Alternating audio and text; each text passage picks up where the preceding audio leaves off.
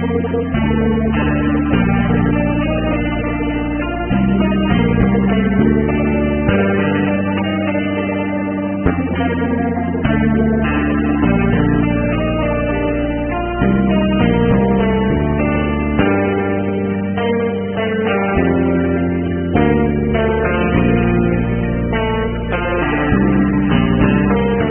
Saab, I am with you. We are going to work together. We are going to work together towards progress of our community and progress of our country. Aamir Idrisi को हिंदुस्तान के स्वयं सिख जो film industries है जिनका बड़ा अच्छा काम देखा गया उसमें से उनको सिलेक्ट किया गया। सब जानते हैं आमिर भाई की बस 4 बहुत ही अच्छी बेटियां हैं, लेकिन उनका एक और बच्चा है जिसका नाम है एएमपी, जिसकी शुरुआत उन्होंने 2007 में कराई थी। मूर्तियों को पुरोया है यूसुफ भाई ने, धागा यूसुफ भाई ने लिया है कि सारे लोगों को ज्वाइन किया, उसमें आमिर इदरीसी उस माला के मेन मोती है। मेरा ये पहला इंटरेक्शन एएमपी से है। आमिर भाई से मेरे फोन पे बात कई बार हुई, लेकिन मिला आज पहली बार हूँ। बहुत बहुत मुबारक हो आपको, माशाल्लाह आपने बहुत मेहनत की 17 साल और आपने एमपी को कहाँ से कहाँ पहुँचा दिया। एएमपी का कमाल बातें साथ ये है कि ये चंद नौजवान 17-18 उठे और उन्होंने पूरे हिंदुस्तान नहीं बल्कि पूरी दुनिया में एमपी फैला दी। ये कमाल है। Also Mr. Amir Idrisi and his team for his extraordinary contribution. Amir bhai, all the best and congratulations to you. Keep it up. We are always with you. To celebrate this event, a grand get-together was organized at the prestigious Islam Gymkhana, where rich is rich and who is who of Mumbai scene was seen. The Reva Ayaz show के founder और editor-in-chief का भी one-on-one interview Aamir Idrisi साहब के साथ हुआ। इसमें उन्होंने अपनी शानदार जर्नी और कुछ डायरेक्ट क्वेश्चंस का बखूबी जवाब दिया। और बहुत अच्छे जर्नलिस्ट, बहुत कामयाब जर्नलिस्ट और जो हमेशा टेढ़ा टेढ़ा चलते हैं, आज यहाँ पर सीधे से आमिर इदरीसी का इंटरव्यू लेने के लिए आ रहे हैं। रेबा अयाज साहब, एक जाना पहचाना चेहरा टीवी का, कि आप अपने अंदाज में आमिर इदरीसी को घेर ले, छोड़ दे, पकड़ ले, झपटना पलटना, पलट कर झपटना, लहू गर्व रखने का है एक बहाना। रेबा अयाज साहब, When you talk about leaders are not confined to politicians. Her field में होता है और ये कहा जाता है कि true leaders don't create followers, they create more leaders.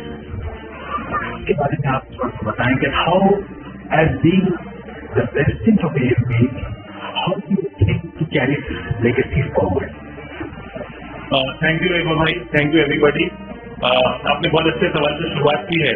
तो एएमपी का मकसद और अब तक जो कुछ एएमपी ने काम किया है, मैं समझता हूँ उसमें जो सबसे बड़ा काम किया है एएमपी ने, उसने कम्युनिटी में एक नए सेट ऑफ जो है लीडर्स दिए हैं, क्रिएट किए हैं, और ऐसे नौजवानों को जो कम्युनिटी में सबसे ज्यादा तालीम याफ्ता है, सबसे ज्यादा रिसोर्सफुल है, टैलेंटेड है, जो दुनिया की बड़ी बड़ी कंपनी चलाते हैं, ऐसे लोगों को अपनी उनकी कॉर्पोरेट लाइफ और उनकी फैमिली लाइफ से बाहर निकालकर कम्युनिटी की खिदमत के लिए हम लोगों ने आगे लाया है।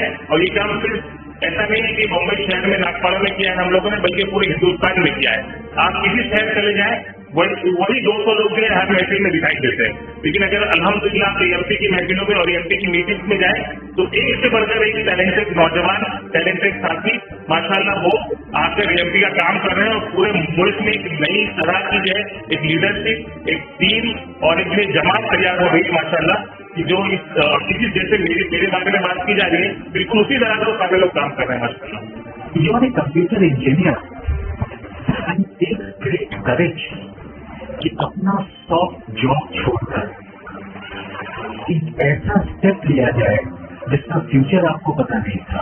You are a computer engineer by profession, तो ये क्या जज्बा आया at a young age at that time that you thought of